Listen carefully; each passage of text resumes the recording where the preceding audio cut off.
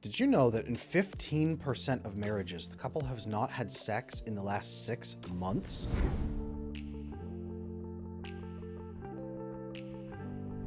A greater number of couples don't have satisfying sex in the last 6 months or the last month. Is that you? If you're dealing with a sexless or passionless marriage, today we're going to talk about why that happens and how to fix it. Because I want to teach you exactly what it is that causes some marriages to lack that intimacy. Once I teach you that, I'm going to teach you how to fix it. There are ways to work on this. I'm Adam Lane Smith, the attachment specialist, and I've been training and working in all of this with people for 15 years now. I've had couples come in who have had sexless marriages for 10 years, and it was my job to help them fix it, and I sure as heck did. If you want to get to a place where you are having sex 3 or 4 or more times per week, we can definitely get you there. I've worked with couples in their 50s, 60s, even their 70s to build their sex life back in. So it is not too late for any of you watching this video. Now today I'm going to be talking about a bunch of different options that will take you there with some practical steps. During that course, I'm probably going to be sharing some different resources that can get you there, things that I've built or things I offer that can help you build more intimacy in your relationship. I'm either going to drop links here in this video or they're going to be down in the description below, but all of them are also available on adamlanesmith.com, my website, where I have a ton of resources there to help you fix all of this. You can also contact me through my website or shoot me an email from there, or go into the About section here on YouTube and check out all my lists there so that you can get in contact. And please, I invite you to drop me a comment below if you have any questions. If you're sitting there right now thinking, Adam, my situation is more complicated than you know, drop down in the comment section, let me know, and I will offer some help and some tips. It's my job to help people build amazing marriages. So what is intimacy? I get this question a lot, and there's two different types. There's physical intimacy, which most of us are comfortable with or understand. It's the sex, but it's also the non-sex. Physical intimacy is the touch that exists between two partners. Sometimes sexual, sometimes not sexual. It releases a hormone called oxytocin, and oxytocin makes you feel really good toward the other person. Oxytocin is what makes you feel bonded, safe, cared for, and it releases another flood of chemicals through your brain when you get the oxytocin. It is crucial to have good touch in a relationship, both in and out of the bedroom. And in fact, if you have good touch out of the bedroom, you are probably going to have amazing touch in the bedroom. Same thing happens if you have bad touch in the outside the bedroom. Probably not going to be great touch inside the bedroom. One needs to lead to the other. But we need to talk about the precursor to good non-sexual out of the bedroom physical touch, which is emotional intimacy. Physical intimacy can and should spring from good emotional intimacy because that's where a lot of oxytocin is really generated. Good emotional intimacy comes from feeling connected to your partner, trusting them, feeling trusted by them, able to share your needs, able to trust that they're going to work in good faith with you, have low guard and low defense against them, feel connected, appreciated, cared for, you laugh together, you hold hands together, you spend time together, you don't feel just like roommates, you feel deep and bonded and connected as a couple. That's emotional intimacy. You can let yourself relax because your partner is not going to hurt you or abandon you or judge you. Very important to have that, and from that springs the non-sexual physical touch, and then from that springs the physical sexual touch. And we can talk about that flow in a little bit. I'm going to show you how to build that as a couple. If right now you're thinking, Adam, that flow is so broken in my marriage, it's okay. A lot of couples come into me that way and we can fix it. It's a couple easy steps. Now, some things that break this emotional intimacy is going into the marriage with an attachment issue. Anxious attachment will prevent you from opening up and connecting to your partner with your needs. Everything is about giving them their needs. And over time, that's just not that much fun. You go into the bedroom and it makes it fun for them at first because they get whatever they want and they can just tell you to do it and you'll do it. But over time, it turns into a one-man show or a one-woman show in whatever case you guys are dealing with. It becomes, all right, let's just take care of this other person's needs and then it's over. It doesn't even matter if I get mine. It doesn't even matter if I climax. It doesn't even matter if I enjoy it. I'm making the other person happy. Anxious attachment also prevents emotional intimacy because all you're focused on is making the other person happy all the time at the fear, the gunpoint fear of being abandoned. It's an endless hostage situation that you've created in your own head, regardless of if the other person is actually going to leave you or not. Now, right up front, this might look like it builds really fast intimacy between the two of you, but what it does is shut down that intimacy in the long term because you can never really open up and be known and accepted and loved by your partner. And keep in mind that long term, you're going to be looking at oxytocin bonding more than just fun and passion and excitement. That's what's going to carry the day for intimacy and bonding and passion. Now, avoidant attachment can really flare up the intimacy at the beginning on purpose as they oxytocin bond their partner with them, usually by love bombing and saturating them with good feelings. But what that leads to at about 7 to 12 months is a shutdown of that process that then leads to just like vapor. You are running on fumes at that point, and it really throws a wrench into the works because your relationship no longer functions the way it did at the start. The other person feels like they've had the rug pulled out from them, or switch had to take an effect. They don't know, why did you just change into a different person? Well, you haven't. You've been who you have been all along. You're just not pushing forward artificially as much into the relationship. Avoidant people have learned often how to mimic that they are oxytocin bonded to their partner without actually being oxytocin bonded to their partner. And that hurts on both sides, but that can shut down emotional intimacy because the avoidant person says, I can never open up, never share. You don't really want that from me. No one really wants that from me. I may get hurt if that happens. I'm not going to let that happen because I have to protect myself.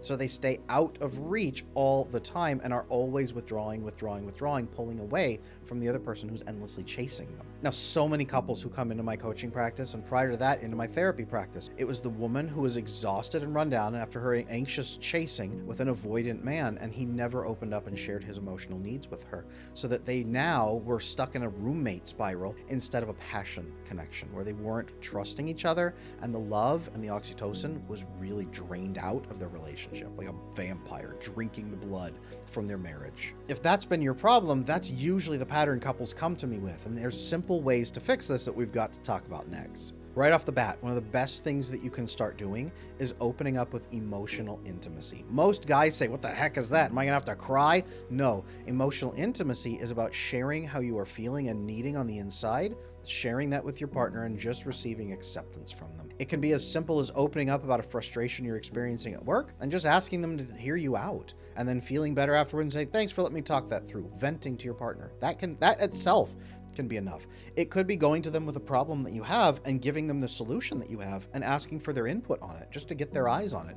Get a second set of eyes. This is very simple for men to do, and there's a whole process for this that I teach in my coaching packages. This is right here one of the best options for men to build emotional intimacy with their partner. One thing that shuts down emotional intimacy between men and women especially is when women try to share, but the man doesn't see a purpose in it, or he sees a solution, so he starts throwing out solutions as fast as possible, and she feels shut down and unheard, like he doesn't want to spend the time listening to her. She was not necessarily solution finding at the moment, she was sharing, and you have shut her down and made her feel like she's not wanted. Learning to reverse that process then and build in more emotional connections so that she says, he's hearing me, he loves me, and he's valuing me. And he says, she's sharing with me. I'm recognizing what she's doing. This is making sense to me.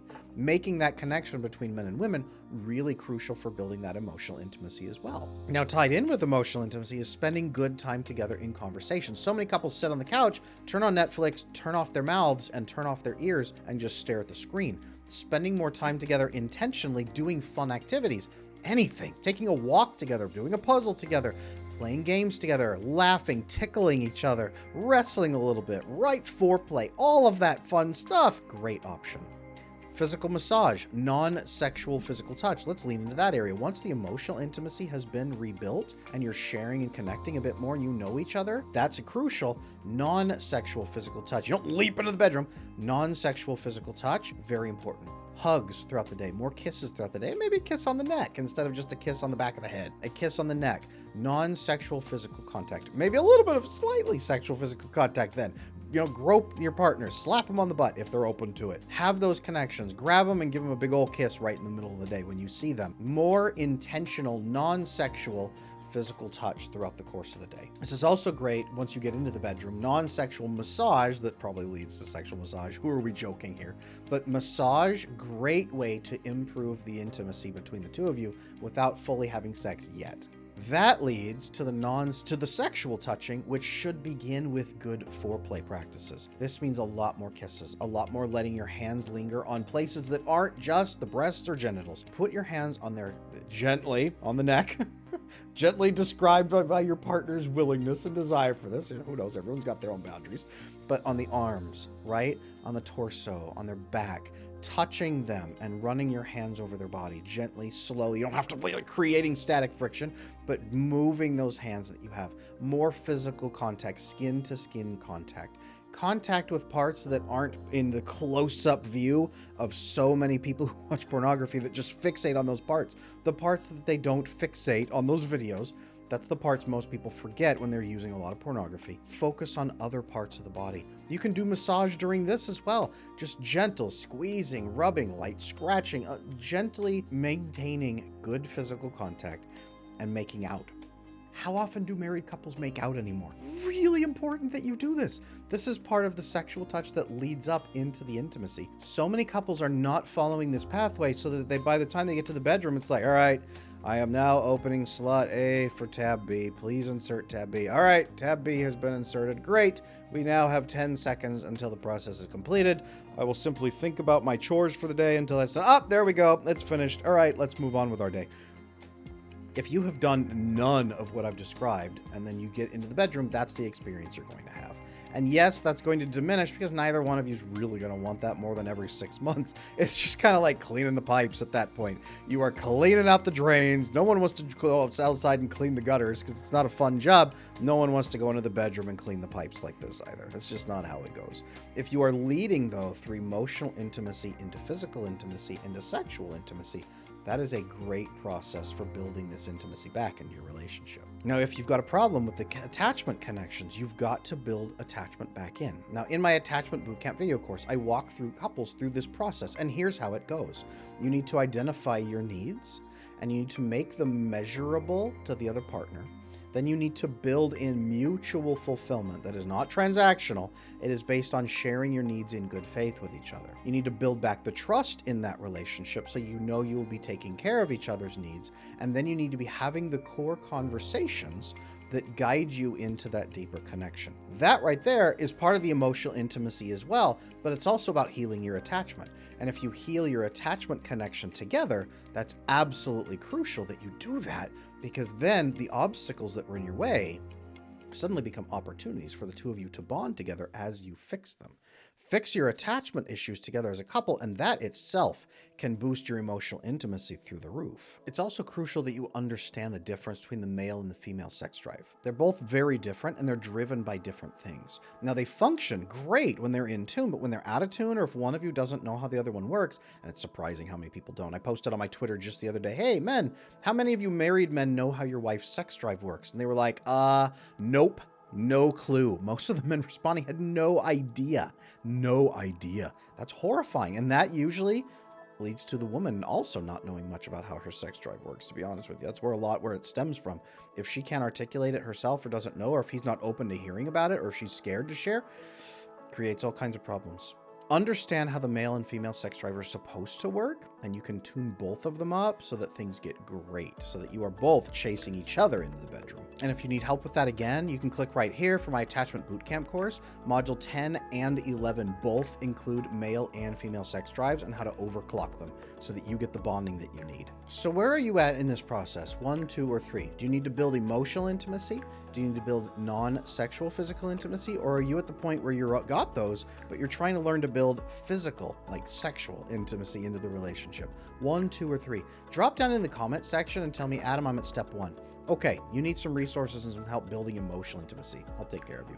I'm at step 2. We've got some good emotional intimacy, but we're a little weird at like, what are we supposed to do for non-sexual physical intimacy? What does that mean? A lot of guys are stuck right here. Hit me down in the comments and say, Adam, I'm at step 2 and I need some help. I will let you know how exactly to start that process. If you're at step 3 and you're like, well, you know, we've never really connected fully in the step 3 in the bedroom. Like, am I supposed to be waving red flags, directing him? Or what am I supposed to tell her? Do I need to tell her to like flip over and do this and put your leg up and throw the potato salad over there? And like, no, okay. You need help with the actual bedroom experience.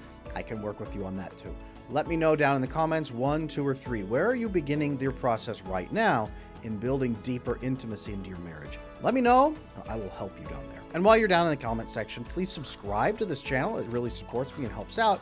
And also like this video. That helps as well. And while you're at it, I suggest you watch this video with your partner. This is a great conversation starter to, hey, where do you feel that we aren't fully connecting? And what would help you to connect on step 1, 2, or 3? Then drop your comment down below and say me and my partner both agree we need help on number 1. So thank you for watching. Your next video is going to be how to have way more sex in your marriage. That's going to be right here. I'm going to link it so that you can watch that video. It does not actually have anything to do about sex. It is all about building that emotional, intimate connection. Watch that video. It's one of the big tips I share inside my private coaching practice with people. That's going to get you started building better emotional intimacy today. Thank you for watching, and I'll see you in the next video.